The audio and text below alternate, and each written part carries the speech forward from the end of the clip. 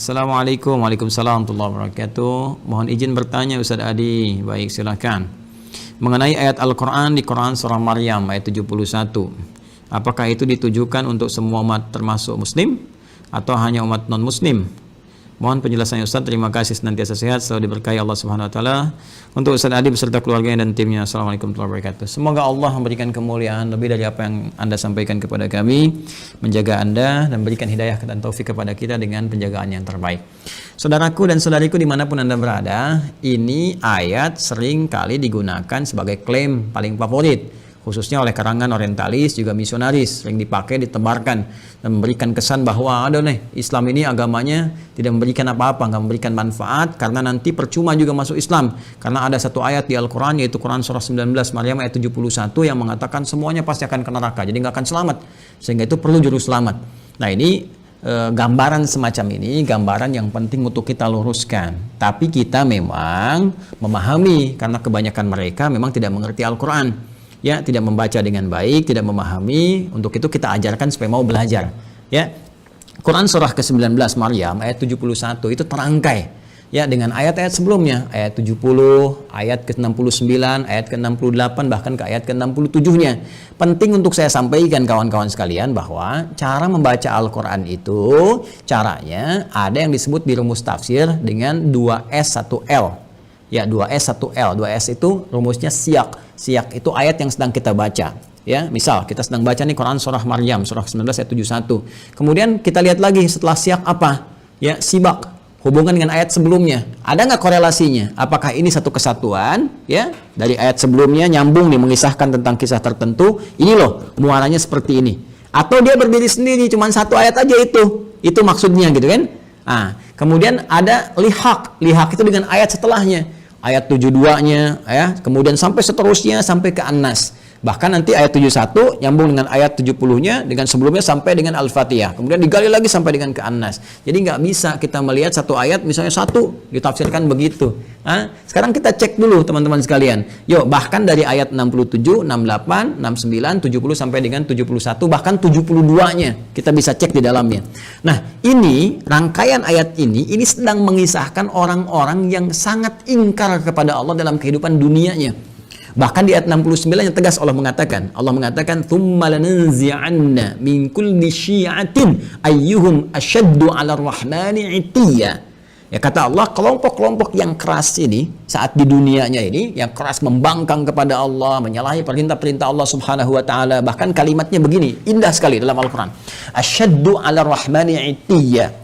Ya, Allah telah menyampaikan kalimat diksi yang sangat indah, yang sangat luar biasa, ya.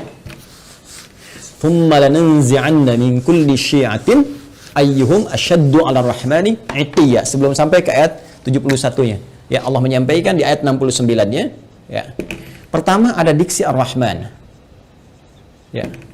Rahman itu kan sifat kasih yang tanpa batas diberikan bagi setiap hamba, ya, yang menghambakan dirinya kepada Allah sepanjang masih punya waktu kehidupan di dunia. Jadi masih umum nih, universal. Sifat Rahman Allah yang memberikan setiap hamba punya nafas, ya, punya rezeki yang Allah tetapkan, ya, punya kesempatan untuk sembuh saat sakit. Itu universal. Ya, non muslim kalau sakit bisa sembuh, kalau bekerja bisa kaya, kalau belajar bisa pintar. Itu sifat Rahman Allah diberikan dengan hukum universal kepada setiap hamba. Ya, termasuk kepada orang-orang Islam yang mendekat, meningkatkan kebaikan dan sebagainya. Itu mencakup keseluruhannya. Ya, nanti ada rahim, sifat spesifik rahim, rahmat yang diberikan oleh Allah dalam nuansa akhirat kepada hamba-hambanya yang mau bertakwa, yang mau beriman, mau meningkatkan amal soleh. Rahmat Allah dengan sifat rahim yang mengantarkan hamba-hamba itu ke surga. Rahman Allah saat di dunia diberikan pada semua kalangan untuk mau mendekat kepada Allah, termasuk memberikan pemberian taubat bagi hamba yang mau taubat dan hidayah bagi hamba-hamba yang mau kembali kepada Allah Subhanahu wa taala. Jadi kalau ada orang pernah bergeser jauh dari Allah, ingin balik lagi, taubat dia, ya, kemudian syahadat kembali, itu mendapatkan rahmat Allah dengan sifat rahmannya. Nah, Allah sudah mengatakan di ayat ini, kata Allah, perhatikan, hei, aku ini Rahman, telah memberikan kepadamu segalanya sebagai bekal kehidupan saat engkau di dunia. Ya, engkau sakit, aku sembuhkan. Engkau berbuat salah, aku maafkan. Engkau mau taubat, aku terima taubatmu. Engkau mau istighfar, aku ampuni. Engkau butuh, aku berikan jalan. Saat kau sulit, aku mudahkan. Tapi dengan semua pemberian itu, engkau begitu keras Ya, asyaddu 'ala rahmani itiyya. Ada kalimat asyad. Allahu akbar. Ada kalimat itiyya. Ya, ini kan pembangkangan yang sangat luar biasa. Ya. Jadi kasih yang Allah berikan begitu dalam itu dibalas dengan pembangkangan yang sangat keras. Ya, sangat dahsyat. Bahkan sampai menuduh Allah Subhanahu wa taala. Ya, sampai melecehkan Allah Subhanahu wa taala. Ya, ketika bermaksiat kan melecehkan Allah, ya kan? Ketika bermaksiat kan menentang Allah, sampai menentang Allah. Ya, Allah bilang jangan mencuri, mencuri, kan menentang namanya. Jangan berselisih, berselisih. Jangan gosip, gosip. Ya, coba lihat, bahkan menuduh Allah. Ada yang mengatakan Allah punya anak, Allah punya syarikat, Allah punya macam-macam, gitu kan? Nah, itu kan dahsyat, kata Allah, ini saya sudah berikan sayang, diberikan kesempatan untuk kembali kepada Allah, masih bersikap seperti ini. Dan dia memilih bertahan dengan keburukannya sampai wafat. Ya. Sampai wafat, itu Allah buka, saking sayangnya Allah diberikan kesempatan. Ya, sampai nyawa belum sampai ke kerongkongan, masih ada peluang untuk taubat. Dibuka seluas-luasnya. Bahkan diturunkan Quran surah ke-39. Quran surah ke-39 di ayat 53. Az-Zumar ayat 53. Qul ya ibadiyalladzina asrafu ala anfusihim la taqnatu min rahmatillah. Tuh. Qul ya ibadiyalladzina asrafu ala anfusihim. Katakan Muhammad SAW kepada setiap hambaku yang pernah berbuat israf. Israf itu berlebihan, lebih. Jadi udah nggak kerukur lah. Ya kalau dalam konteks keduniaan misalnya, ya ke pernikahan prasmanan sampai nambah 9 kali itu israf. Ya ada israf dalam berbuat dosa. Mohon maaf, bukan cuman bohong, sombong, ya dan macam-macam. Jadi kalau orang lain pernah berbuat dosa, dia kayaknya belum cukup. Nah itu israf namanya. Kata Allah, dalam setiap perbuatan dosa pun yang engkau kumpulkan, selalu ada jalan dan secercah cahaya aku berikan supaya engkau mau kembali. Jadi sebelum nyawa sampai ke kerongkongan, karena itu diperdengarkan. Ya, ada adzan, ada suara-suara kebaikan, orang baca Quran. Kok tiba-tiba lewat masjid, padahal Anda bisa lewat jalan yang lain. Kenapa kok lewat masjid? Kenapa kok tiba-tiba mampir ke ceramah ini? Anda ditugasi jadi bazar misalnya, tapi mampirnya ke ceramah ini. Ya, kok tiba-tiba bisa datang gitu kan? Kok tiba-tiba bisa Anda klik yang muncul tausiah, klik yang muncul status kebaikan, itu kan hidayah namanya, jalan. Kalau Anda mau kejar, Anda mau dapatkan, diberikan oleh Allah petunjuk. Tadi saya katakan rahmat Allah yang diberikan dalam konteks keduniaan yang sangat luas disebut dengan Rahman. Rahman ya Rahman, Rahman ya Rahman ya Rahman. Qulid Allah awid ar-Rahman. Quran surah ke-17 ayat 110. Ya panggil Allah, panggil ar-Rahman untuk mendapatkan rahmatnya. Kata Allah jangan putus asa. Ya tapi orang-orang ini mempertahankan keburukannya sampai dia wafat. Ya kalau sudah wafat, tidak ada jalan lain. Keadilan Allah itu harus berlaku. Ya, keadilan Allah harus berlaku. Maka apa yang terjadi pada orang-orang semacam ini, maka akan dikumpulkan nanti saat hisab. Dikumpulkan dengan para setan-setan yang membangkang. Ya, karena ayatnya jelas mengatakan, ya, lanahsyurannahum, kami akan kumpulkan mereka wasyayatin, dengan para setan-setan yang membangkang. Di ayat sebelumnya, ya, maka dikumpulkan mereka itu. Setan kan membangkang. Ya, setan membangkang, menggoda anak cucu Adam, bahkan bersumpah ya di hadapan Allah Subhanahu wa taala akan menyesatkan anak cucu Adam, memberikan angan-angan kepada mereka. Quran surah keempat An-Nisa ya dari ayat 116, 117, 118 sampai dia mengatakan ya ketika Allah mengatakan la'anahullah qala la attakhidanna min ibadika nasiban mafruḍa wa la udhillannahum wa la umanniyannahum. Kami akan sesatkan mereka, berikan kepada mereka angan-angan dan sebagainya. Gitu kan? Nah, ini dikumpulkan bersama para makhluk yang pernah bermaksiat, kalangan iblis, kalangan setan-setan, dan orang-orang yang semacam ini yang terpedaya dalam kehidupan dunianya dan gak mau tobat, mempertahankan keburukan. Itulah yang digiring kemudian untuk mendapatkan keadilan Allah Subhanahu wa taala dengan perbuatannya, dan kemudian mereka dikumpulkan dan masukkanlah ke dalam neraka jahanam sebagai akibat dari perbuatan mereka dengan keadilan Allah Subhanahu wa taala. Allah memberikan kesempatan sampai titik akhirnya. Ya. Tapi mereka tidak memanfaatkannya. Tapi kalau sudah selesai kejadiannya, tuntas kemudian dengan wafatnya, maka sifat keadilan Allah mesti berlaku. Karena Allah punya sifat al-adil, maha adil. Ya, maka dengan sifat kemahaadilan ini mesti diberlakukan keadilannya. Bagi yang baik dapat balasannya di surga, ya, kebaikan-kebaikan rahmat Allah. Bagi yang salah, apakah dia punya iman atau tidak? Apakah punya bekal kebaikan atau tidak? Karena kunci kebaikan di akhirat itu iman dulu. Ya, awas, beda. Jangan lihat konteks dunia, karena timbangannya beda. Antara dunia dengan akhirat, semua punya mekanismenya, semua punya aturannya. Dunia, apa saja bisa Anda kerjakan, sepanjang Anda mau berkreasi. Akhirat punya aturan tersendiri. Maka kunci kebaikan disebut dengan iman. Pertama dilihat ada iman atau tidak. Dari imannya ini ada kebaikan atau tidak. Kalau dia beriman, berbuat baik, ternyata berbuat salah juga, maka perbuatan baiknya akan menutup yang salah-salahnya dulu. Kalau sisa baiknya, dapat rahmat Allah, masuk surga. Kalau seimbang, tunggu di Araf. Ya, di Araf, makanya ada surah ke-7, surah Al-A'raf. Dari ayat 45 sampai dengan 49 disebutkan kisah orang-orang yang seimbang amalannya, amal baik dengan buruknya 50%, maka mereka menunggu di tempat yang tinggi ya sampai hisab selesai. Terlihat keindahan surga, pengen cepat ke sana. Ya, tapi terdengar jeritan neraka, tak mampu melihat sehingga mereka memohon rahmat Allah, ya Allah rahmatmu, ya Allah rahmatmu. Maka Allah dengan rahimnya tadi, rahim, memberikan rahmat kepada mereka, maka mereka dimasukkan ke dalam surga setelah hisab selesai. Ya, kalau sehari berarti 1000 tahun nunggu di situ.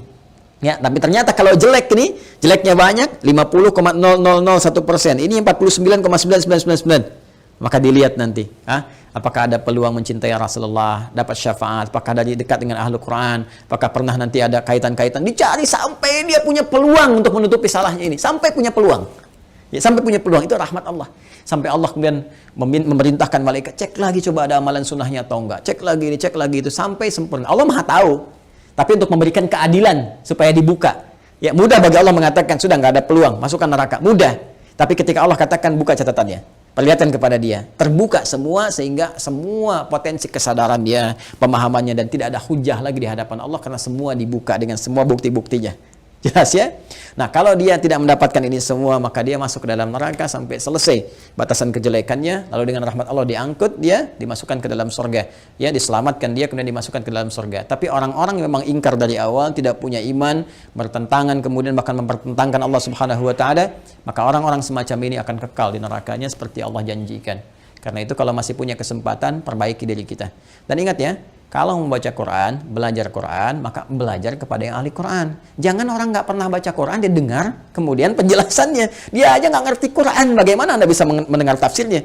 Ya, mendengar penjelasannya. Ini kan agak aneh cara berpikirnya. Jadi kalau ada orang-orang yang tidak beriman atau tidak mengetahui Quran, kemudian memberikan gambaran-gambaran, termasuk orang-orang liberal misalnya, ya, yang nggak ngerti Quran, nggak paham cara menafsirkan Quran, nggak mengerti kandungannya, baca Quran aja jarang misalnya kan, bicara tentang isi Quran itu nggak usah didengar. Nggak usah didengar. Ya, dulu pernah ada penjelasan bahwa ini semua orang nih, semua agama berpeluang semuanya masuk surga. Ya, walaupun beda-beda keyakinan, cuma punya satu Tuhan yang sama, walaupun caranya beda-beda. Lalu seenaknya mengambil potongan ayat Quran. Diambil Quran surah kedua Al-Baqarah di ayat 62. Ya, paling kiri sebelah atas. Innal ladzina amanu wal ladzina hadu wan nasara was-sabiin. Sampai situ dipotong. Ini dalilnya nih. Orang beriman, ya, orang Yahudi, orang Nasrani, orang Sabi'in, ya kan, penyembah bintang gemintang dan sebagainya. Ini dalilnya, tapi dia nggak teruskan.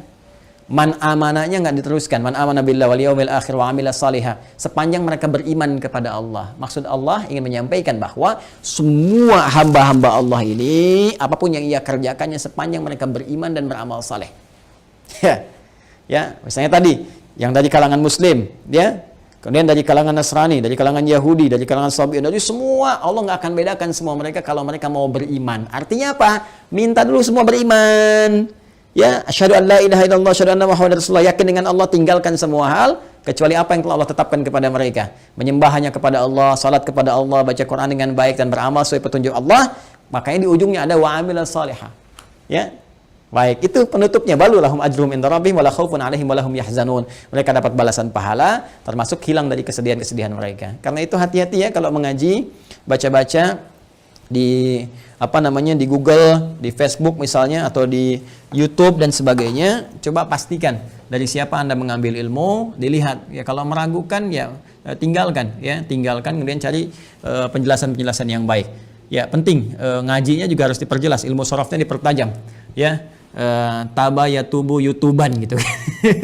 Ini tasrifannya di fasbaka yufasbiku Facebookan. Nah, itu konteks kekinian yang harus diperbaiki. Jadi saya tegaskan sekali lagi, yang Quran surah ke-19 Maryam ayat 71 itu menyinggung tentang orang-orang yang bermaksiat dan tidak mau tobat, yang keras pertentangannya kepada Allah Subhanahu wa taala, sampai diberi kesempatan sampai dia menjelang wafat pun tetap tidak mau bertobat. Maka muaranya adalah muara keburukan saat di akhirat, dikumpulkan di neraka jahanam bersama para setan juga yang pernah kemudian bermaksiat selama dalam kehidupannya kepada Allah Subhanahu wa taala. Itu maksudnya. Ya, itu maksudnya.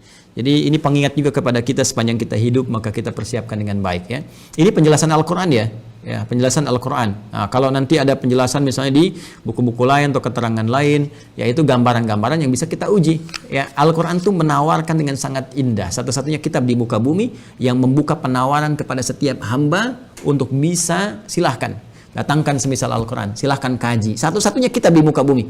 Kaji otentisitasnya, dijelaskan langsung. Kaji otentisitasnya, ya kaji apakah ini buatan manusia atau ini firman Allah Subhanahu Wa Taala. Silahkan lihat dari berbagai unsur, ya dari unsur sastranya, unsur kebahasaannya, unsur isinya, muatannya dan sebagainya. Itu satu-satunya kitab di muka bumi yang membuka peluang kepada setiap hamba, bahkan menawarkan kalau nggak mampu sendiri panggil dari kalangan jin, panggil dari kalangan yang lain. Bisa nggak datangkan semisal Al-Quran? Satu-satunya kitab di muka bumi.